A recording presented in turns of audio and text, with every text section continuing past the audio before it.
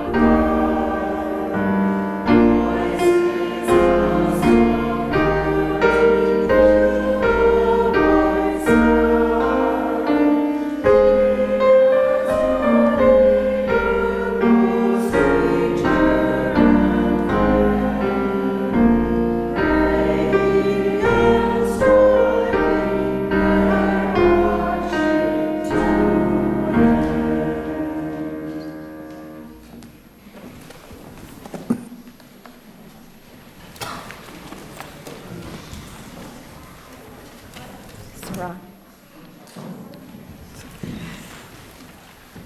The chalice lighting words are adapted from Jamie Yandel. In this flame, we find the memory of our ancestors' dance of freedom and liberation, and an inspiration to life. In this flame, we find a reminder that we are whole and holy, stardust and fairy dust, rooted in the intentional creation of space and infinite divinity. Within our vibrant congregation, each gives time, talent, and treasure. May your offering this morning support our mission to be a compassionate, welcoming community that nurtures spiritual growth and practices justice. The ushers will receive your offering to continue the work of this liberal religious community.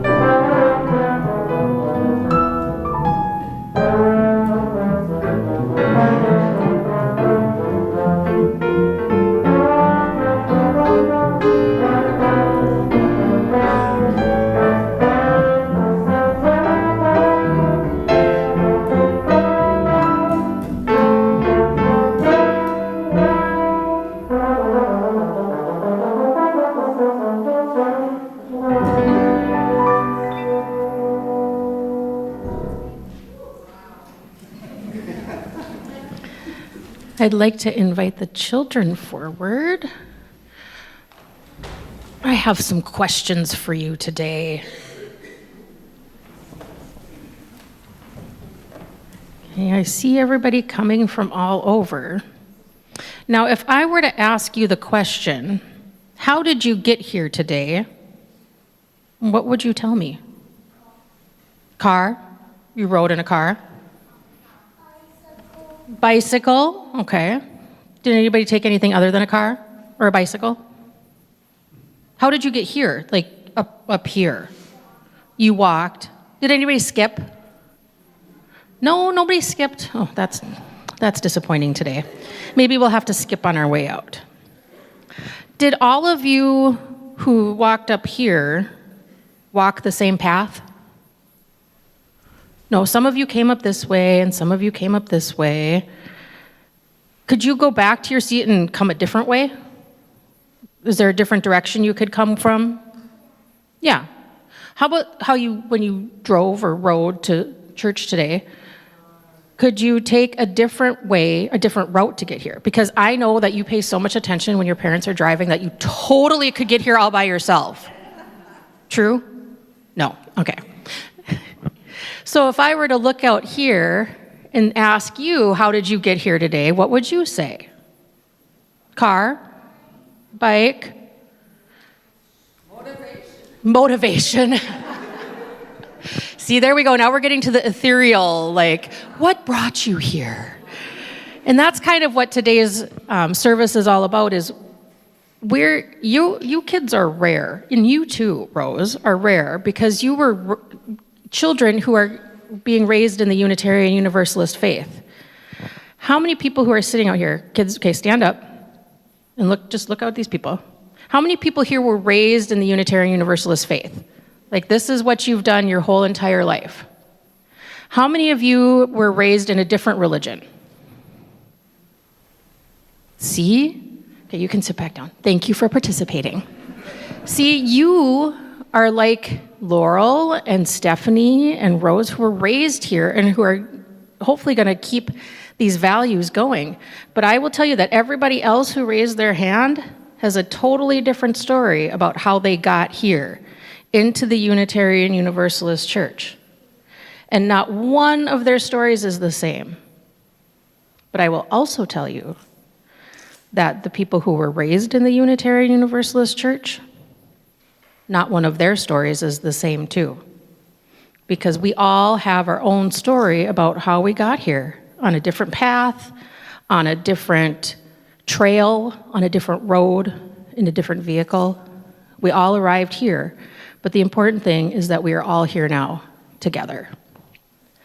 So we're going to go down and do some activities together. So while Rose plays the children's benediction, I hope you will sing the children out. It is in the inside back cover of all of your hymnals.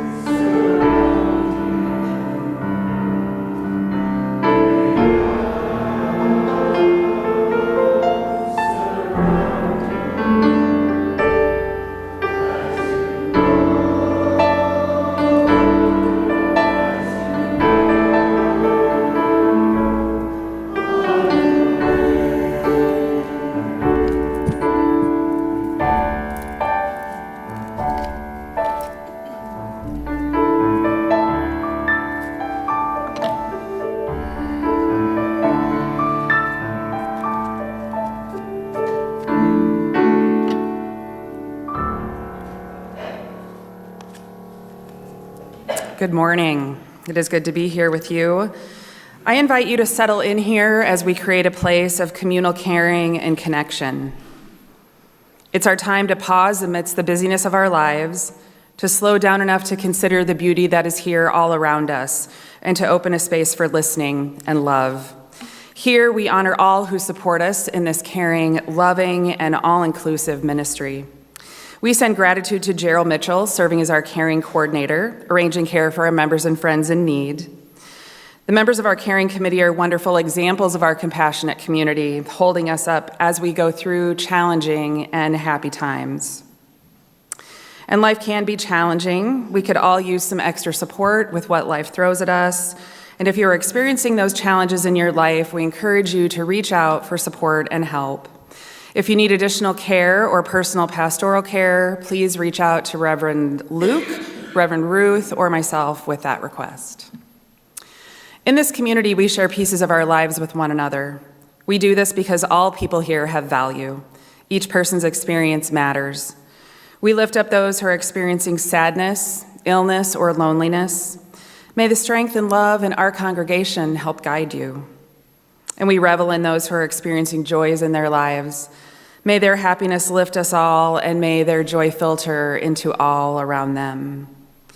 We continue to hold in our hearts Mark, Erica, and Kay Fetterman. Mark was diagnosed with stage 3 to 4 pancreatic cancer last week and will begin the process of chemotherapy and radiation.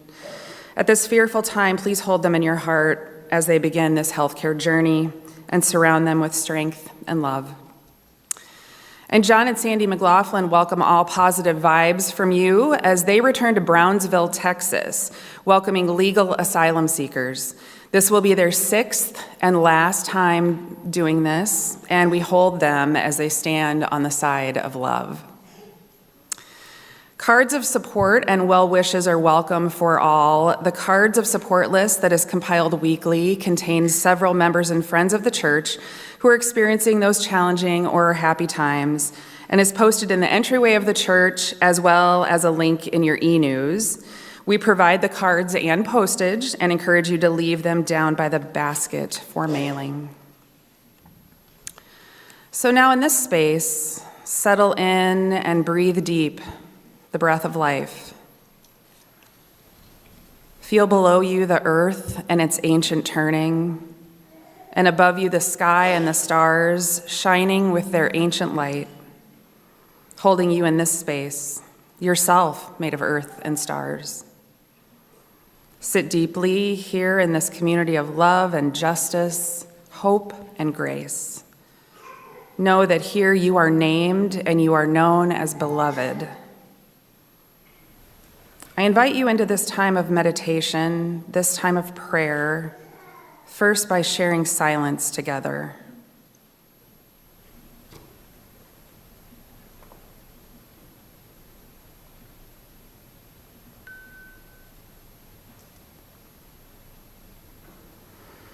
Spirit of life, source of love, God of many names and beyond all naming, may we know tender shelter and healing blessing when we are called to stand in the place of pain. May the places of darkness within us be surprised by light. May we be granted the wisdom to avoid false resistance. And when suffering knocks on the door of life, may we be able to glimpse its hidden gift. May we be able to see the fruits of suffering. May memory bless and shelter us with the hard-earned light of past turmoil, to remind us that we have survived before, and though the darkness is now deep, we will soon see approaching light. May this give us confidence and trust. May a window of light always surprise us. May the grace of transfiguration heal our wounds. We hold in our hearts all those who suffer in mind, body, or spirit. I invite you to bring the names you are holding in your heart this day, in joy or sorrow, celebration or concern, and silently or aloud now in this time to speak their names.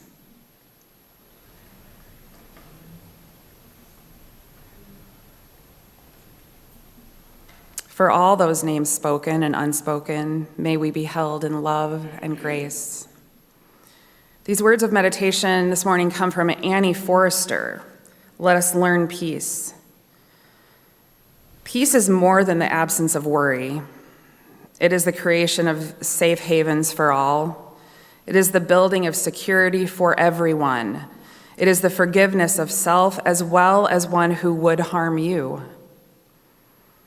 Let us seek contentment. Let us learn peace. Peace is more than the absence of discordance. It is the intent listening to diverse points of view. It is the intentional speaking of all voices, one at a time. It is the tension within silence that welcomes all thoughts. Let us seek harmony. Let us learn peace. Peace is more than the absence of tension. It is studying the hard lesson of letting go. It is breathing through the pain into tranquility. It is forming friendship out of enmity. Let us seek serenity. Let us learn peace. Peace is much more than the absence of war. It is observing the promised truce when anger would say no. It is finding the just compromise when the ego would say, my way. It is striving for reconciliation when the heart would say, revenge. Let us seek amity for all the earth.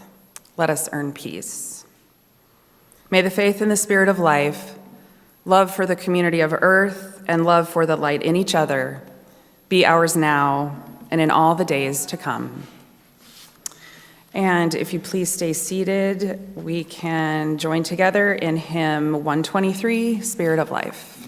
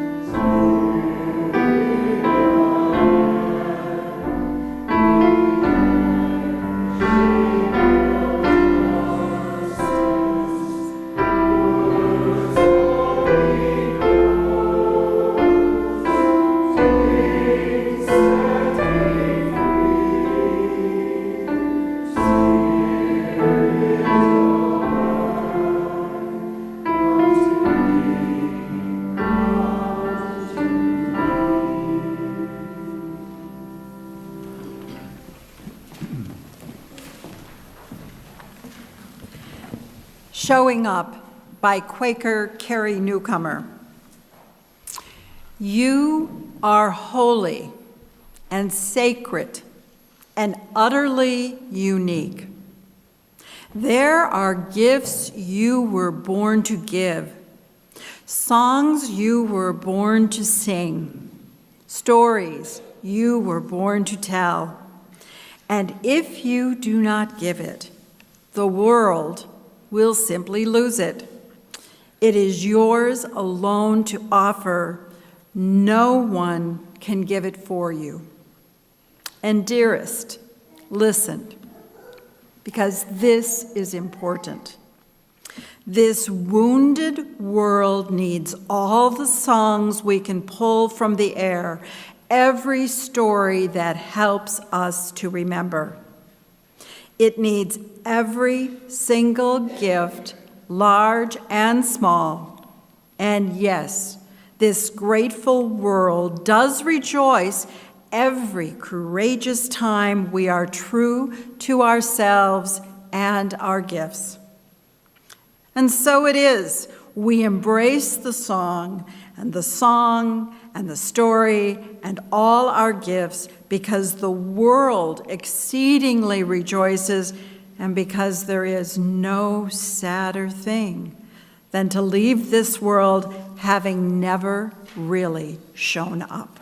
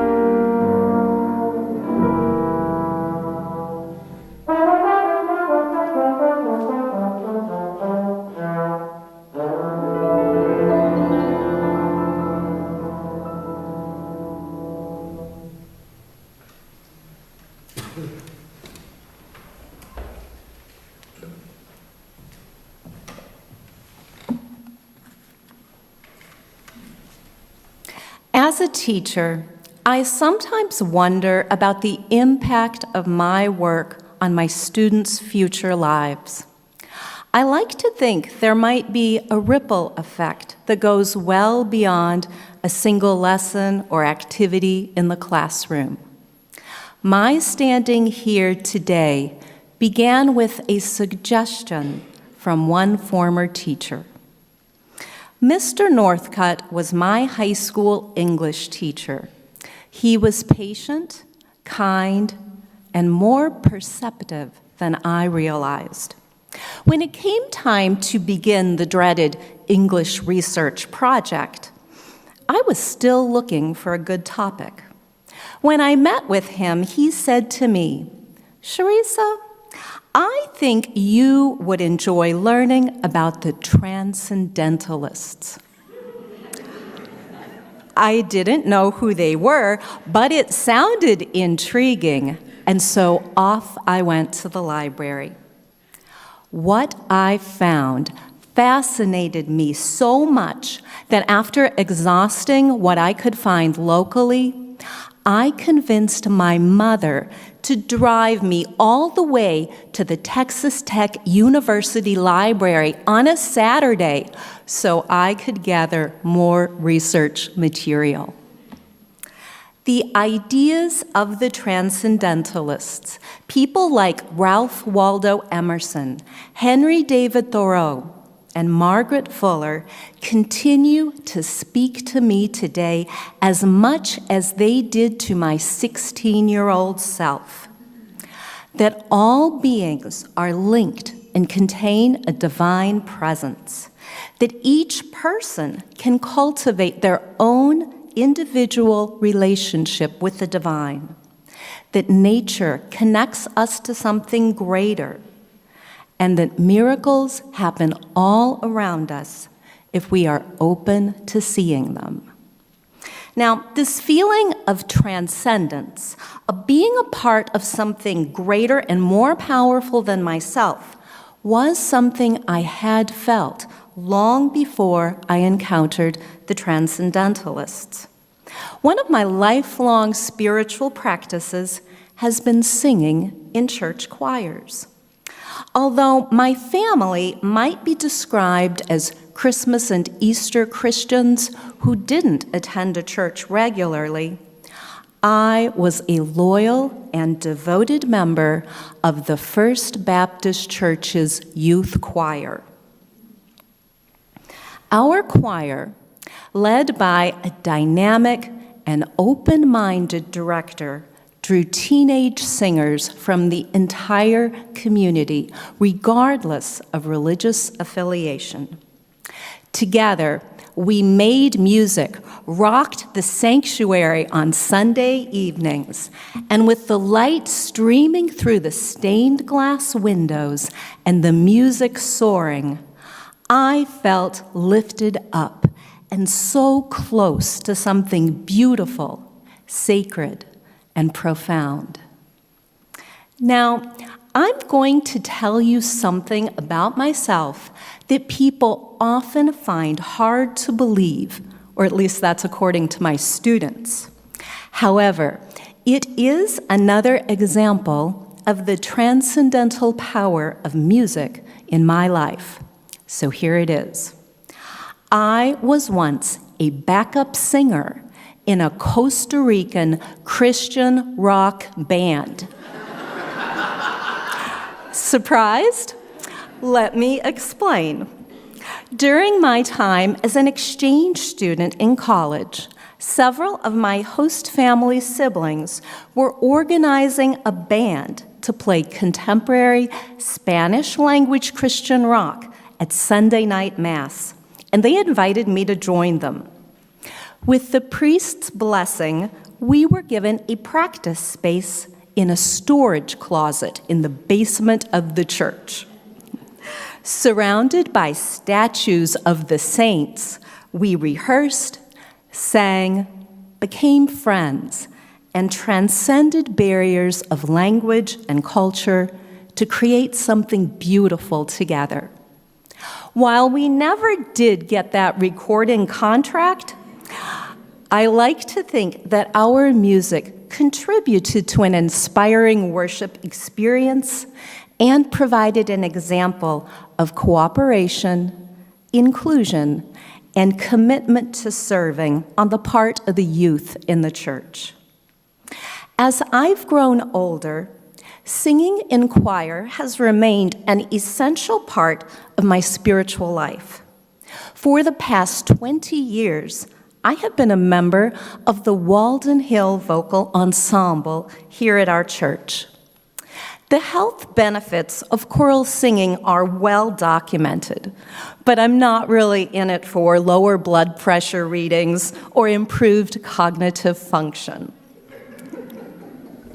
Singing in a group creates a sound that can be made in no other way, and it reminds me that we are a part of something greater than ourselves.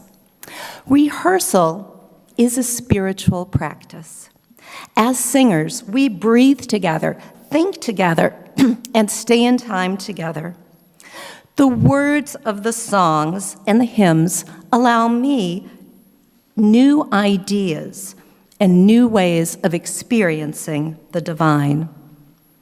We get to live with these messages for weeks at a time as we rehearse, and so I really have time to meditate on their meaning. We create a community, and we show up for each other week after week. We have to listen to each other, even to the parts that are different from our own. We make mistakes, but we always support each other, and we find strength from the people around us and learn from them. Through singing, I believe we create our best selves and create the beloved community. It is those moments of transcendence and connection that keep me practicing and participating year after year. The Transcendentalists believed that contact with nature leads us to experience the divine. For me, this is still the case, and I consider time spent in nature to be a spiritual practice. I often walk in the woods near my house in all kinds of weather throughout the year. While the peace and quiet are welcomed after a long, noisy day, it also provides me with moments of amazement and awe. As I watch the cycles of growth, death, and renewal, I am reminded of my place in the world and the universe. There is something both humbling and uplifting in recognizing that I am a part of these natural cycles. Like the Transcendentalists, I see no conflict between science and spirituality. In fact, the more I learn about the natural world, the more miraculous it seems. Emerson's belief that life is our dictionary speaks to this idea that life itself offers continual revelations. The more we observe, the more we understand the beauty and complexity around us. The Transcendentalists also held that revelation is not a one-time event, but an ongoing process. As Emerson wrote, revelation is not sealed. I have found that miracles happen around us every day if we are open to noticing them. As a teacher and a musician, I believe in the power of practice. But I'm also a busy person, so I like to keep things simple. One spiritual practice that helps me stay attuned to these daily miracles is journaling. I have kept a journal for over 20 years. At the end of each day, I write down 3 things that I am grateful for.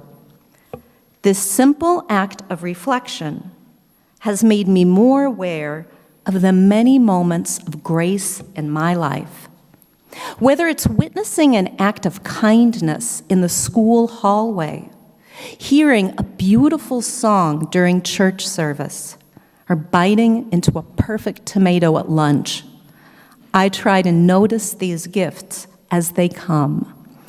This practice has sustained me, even on the darkest days of my life. By focusing on what I have to be grateful for, I find it easier to navigate life's challenges. In this way, I believe that revelation is ongoing if we keep ourselves open to experiencing the miraculous in our midst.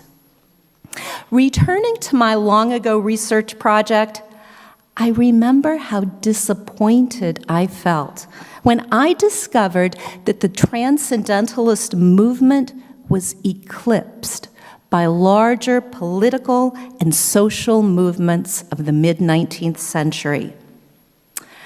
Oh, how I wished I could find a church that celebrated these beliefs that resonated so strongly with me. What I know now is that their ideas do live on, especially within Unitarian Universalism. I am so glad to have found this faith and this church. Through singing, spending time in nature, and keeping my journal, I continue to seek and find moments of transcendence in my daily life.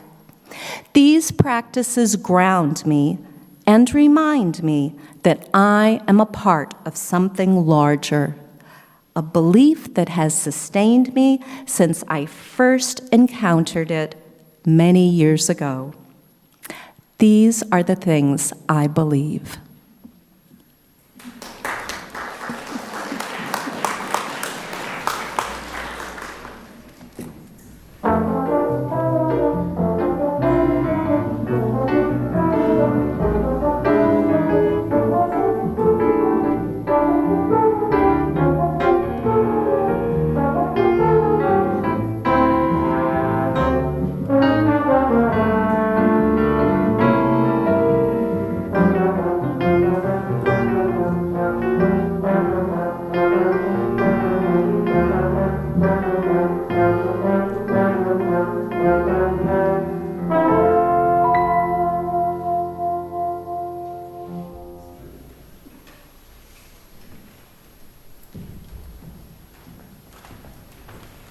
It's hard to follow a teacher who's so articulate. So I'm very honored to be asked to do this. I'm very good at saying yes to things and then procrastinating and being very anxious about performing them. So here I am. So my mom was a casual Methodist from northern Minnesota, and my dad was a casual atheist from Iran. So you can imagine that combination. And to be honest, religion and church played a consistently inconsistent role in my upbringing. The two words I would use to describe how I felt about religion until I joined the UU were insecure and intimidated. I honestly didn't know what I felt about God, Jesus, and church in general. However, I feel fortunate that I never had any truly negative experiences when it came to religion. My mom would take us to church on occasion because she said it was important to her, but I always felt like we were faking it and was very embarrassed when she would sing in church. I think that was my own issue. However, I found youth group to be a very positive experience for me, and I really enjoyed going. I don't remember exactly what I learned, but it was run by two nice dads that made us all feel like we belonged. Luckily, our pastor at the United Methodist Church of Northfield was a pretty cool guy. He didn't always just read from the pulpit verses that I didn't understand. He would walk around the sanctuary and tell stories that I could relate to and could find meaning in. I could tell he cared. He even visited me in the hospital after I had surgery in 6th grade. I was surprised he would make the drive down to Rochester to visit me, a little 6th grader. This truly had an impact on me, and in hindsight makes me realize the value that we all have in inherent worth. On the other hand, if I were to attend a Catholic service, I felt like a fish out of water and like an outsider when it came to communion. I would say I was a fair weather fan of God as a kid. I would pray to him on occasion with very specific requests, like, please don't let my grandpa die from cancer. And every once in a while, I would tell him I was thankful for something, hoping that would make my request stronger. But I had a hard time truly believing in God. I knew some of the important stories from the Bible, but thought of them more as history lessons. Once again, I felt insecure, like everyone would see through me if I didn't know exactly what I believed or could hear God speaking in my ear. And I was intimidated by all those that seemed so confident in their religion and knew the Bible well. I did go to church camp one summer, and it was overall great, but one part of our day was memorizing Bible verses and being told that once you learn a Bible verse, you will never forget it. And later in the week, being brought out in the evening to bring Jesus into my heart. I felt like I was faking it during these experiences and questioned why I didn't have stronger feelings. I eventually took a break from thinking about religion or church, especially after marrying my husband, who was an ex-Catholic. However, after having 3 kids and experiencing significant postpartum depression after my third, I realized that I wanted a church community back in my life and for my kids to have the opportunity to be part of one. It was time to revisit my faith and spirituality, which I now know are separate from religion. So one hot summer day in 2018, I found myself walking to the UU, feeling insecure, but also coaching myself that I was worthy of being there. As soon as Luke said his opening words about the UU being an open church with open minds who welcomes everyone's beliefs and doubts, I felt shivers going through my body and tears filling my eyes. It just felt different, and I knew I could belong here. I now realize that I don't have to be religious and study the Bible and quote it in my daily life to be part of a community of faith. In fact, when I told a Catholic friend that I joined the UU, she asked, "Are they Christian?" And I realized I didn't know what the true definition of being Christian was, and I was okay with that. All I know is that when I come to church, I feel at ease, surrounded by like-minded people who believe in many things I do and are happy to see me. So what or who do I believe in? Well, after watching Planet Earth and spending time in nature, I do believe that a higher power is present, and as I don't understand how our Earth could be so complex and beautiful without a higher power present. I don't know what or who that higher power is, and I'm okay with that. I'm still learning about myself daily and what is important to me. However, I found that authenticity, connection, and impact are core to my values. In preparing for this talk, I realized that I ultimately believe in love, acceptance, and a world where people can be their authentic selves. I believe in the power of nature to center us, and the comfort in the fact that us humans are just one species of millions that live on this beautiful planet. I believe that to be human is to suffer. And when I first heard that verse, I was actually comforted by it, realizing that it's okay to suffer in life. And that our overall purpose in life as humans is to support each other in our suffering, so no one feels alone, and remind myself and others that even while suffering, there is so much beauty and joy to be found. I personally find joy in making authentic connections with others, moving my body, kissing my children, even better, falling asleep with them. I find joy in a good cup of coffee, ideally made by my husband, and a slow start to the morning. I find joy in laughing with friends and just letting go and jumping into a cold lake after taking a hot sauna. I find joy and meaning for being there for others when they need it the most. I think I've always felt a little different than others in my life, partly from growing up in a small town with a Middle Eastern father in a house that always smelled like rice. I have always struggled with wanting to fit in and be ordinary versus letting go and finding joy in just being myself, even if others weren't comfortable with this. As a mom of 3, you eventually see your children struggling with this. So uninhibited when they're little, and then eventually start caring more about the world thinks of them. Having 3 neurodiverse children makes this even more complex. However, I know that when my kids come to the UU, they are accepted for who they are, and we belong here. This means so much to me. I love that the kids are free to develop their personalities, question the ways of the world, and explore their identities. It was at the UU that my eldest, Max, was able to find words to match how they were feeling about their gender. We feel so lucky to be part of a church where we don't worry about Max not being accepted or feeling unsafe. For this, I will forever be grateful. This is a difficult time for our church and many others, as many of the things that are happening or could happen in our country go against our core beliefs. I especially worry about Max and their journey ahead. However, then I remind myself that we will always have this community to support and love us. Thank you. You can now stand in body and spirit for hymn 1008 in the black.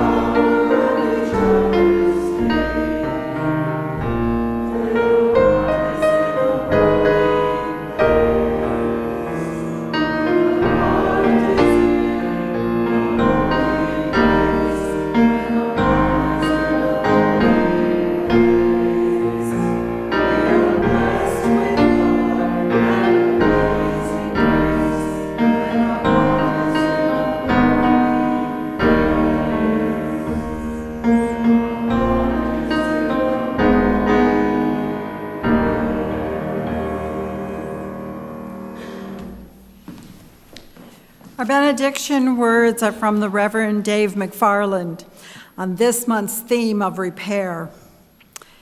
It is entitled, Practice Repair. Bless generously, curse rarely, practice repair. Read a book or a blog or watch a movie. Lean into comfort zones, strengths, and inklings of bliss. Practice repair. Pause to ask whether words are both skillful and absolutely necessary. Sing full-throated songs that create and recreate beloved community. Practice repair. Let go of stubborn self-righteousness and have mercy. Honor the ancestors who could not have imagined our lives or even our very being. practice repair. Smile. Multiply joy, divide sorrow. With the tools at hand, practice repair. Perhaps I have tools you could borrow. Perhaps you could lend me some of yours, and together we can practice repair.